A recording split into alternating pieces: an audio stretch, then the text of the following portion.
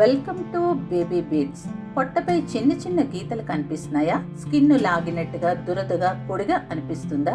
ఇవి stretch marks వచ్చే మొదటి లక్షణం. ప్రెగ్నెన్సీలో బేబీ పెరుగుతుంటే టమ్మీ సైజ్ బాగా పెరుగుతుంది, స్కిన్ స్ట్రెచ్ అవుతుంది. అందరికీ ఈ మార్క్స్ వస్తాయి. మరి ప్రాబ్లం ఏంటి? చాలా మంది మిర్రర్ ముందు చూసుకొని భయపడతారు, నా అందం పోతుందా అని బాధపడతారు, కాన్ఫిడెన్స్ కూడా తగ్గిపోతుంది. సొల్యూషన్స్ ఏంటి? స్టార్టింగ్ నుంచి కోకోనట్ ఆయిల్ లేదా మంచి మాయిశ్చరైజర్ రోజు బెల్లీకి, థైస్ కి, హిప్స్ మీద అప్లై చేయండి.